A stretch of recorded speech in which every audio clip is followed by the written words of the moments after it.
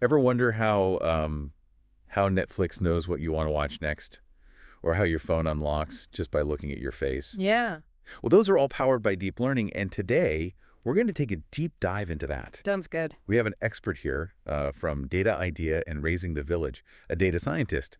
Welcome to the show. Thank you for having me. So excited to be here. Yeah, and Data Idea is dedicated to empowering people to become data scientists. Absolutely. It's our passion to demystify data science and empower individuals to leverage its potential. Yeah. It's a field that's transforming every aspect of our lives. So maybe we should start with what is deep learning? Okay, so deep learning is a subfield of machine learning where algorithms are inspired by the structure and function of the human brain. So Yes. basically, we use artificial neural networks to analyze data, to find patterns and make predictions. It's like teaching a computer to learn from experience, just like we do. Hmm. Like how we learn from our experiences. Exactly. Okay, so how would that be used in a real world situation? So imagine you want to teach a computer to recognize a cat in a picture. Okay. Deep learning would use something called artificial neural networks to do this. These networks are inspired by the way our brains work, with interconnected neurons processing information. And how do those neurons work? Well, it starts with a simple unit called a perceptron. Okay.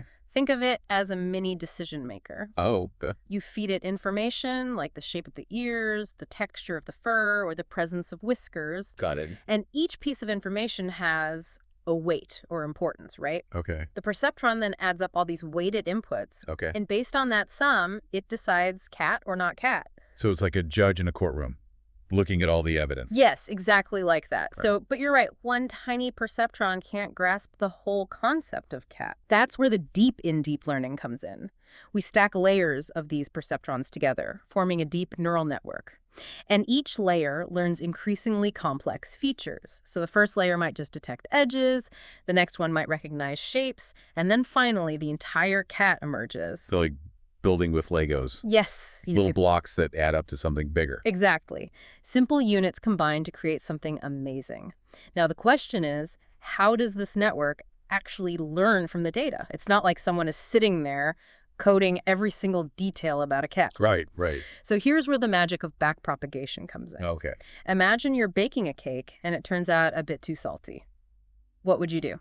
I'd add less salt next time. Exactly. You wouldn't throw away the whole recipe, you'd just tweak it. Right. Backpropagation does something very similar. Hmm. The network compares its prediction, the salty cake, to the desired outcome, the perfect cake, and adjusts those weights we talked about earlier to improve. It keeps doing this, learning from its mistakes until it gets really good at recognizing cats. So it's like fine-tuning a recipe, constantly improving. Exactly. And how does it know what to fine-tune? That's where another ingredient comes in, the loss function.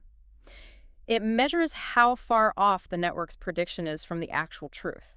You can think of it like a GPS telling you how far you are from your destination. So it's measuring the error. Precisely. The network aims to minimize this loss to get as close to the truth as possible. Got it. And to find the best way to do that, it uses gradient descent.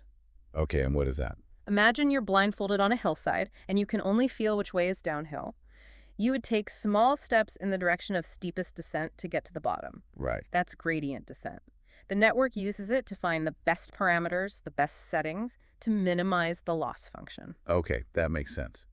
Now, in our prep, Juma also mentioned learning rate and batch size. Can you explain those? Of course. Think of learning rate as the size of those steps we take during gradient descent. A smaller learning rate means smaller steps, which can be slower but more precise, less likely to overshoot. Okay, yeah. And batch size is like deciding how much information we process at once. Do we look at one cat picture at a time or a whole batch? Got it. So those are ways to control the training. Exactly. Now, of course, things don't always go perfectly, right? There are common challenges in this training process. Right. One of them is overfitting. Imagine a student who memorizes the answers for a test without understanding the material. Yeah. They might ace that test, but they'll fail to apply the knowledge in a new situation. That's overfitting. The model learns the training data too well and fails to generalize to new, unseen data. So it's like becoming a one-trick pony. Yes, Yeah. precisely. And on the flip side, we have underfitting. That's when the model is too simple, it doesn't learn enough from the data, like trying to understand Shakespeare with a limited vocabulary. Too simple. Exactly. So we need to find the sweet spot between these two extremes. And thankfully, we have techniques to address both overfitting and underfitting. And what are those techniques? One is called early stopping. It's like taking the cake out of the oven before it burns. We stop the training process before the model starts to overfit. And there's also dropout. In dropout, we randomly silence some neurons during training. Oh, wow. Okay. This prevents the network from relying too much on any single neuron and forces it to learn more robust features. It's like teamwork, making sure everyone participates. Right. So it's like making the network more resilient. Yes, exactly. And finally, visualizing the learning process is crucial. We use tools like learning curves to track the network's performance over time. Right. These curves can show us if the model is overfitting or underfitting and guide us in adjusting our training strategy. It's like having a speedometer, helping us keep track and adjust accordingly. Got it. So it's not just setting it up and letting it run. It's an active process. Very much so. Active monitoring and adjustment are key. Now, I know we want to talk about a specific application of deep learning. Binary classification. Right. Binary classification is about making decisions between two possibilities. Is this email spam or not? Is this transaction fraudulent or not? Cat or dog? Simple yes-no decisions. Right. Okay. Like a sorting hat. Exactly. And it's not just a blunt yes-no. The network uses something called the sigmoid function to output probabilities. Okay. So instead of just saying spam, it might say, I'm 95% certain this is spam. It gives us a degree of confidence. Wow, that's pretty cool. So we've learned a lot today about deep learning, from those building blocks, the neurons, to how they learn, and even how we can use them in real-world applications like this binary classification.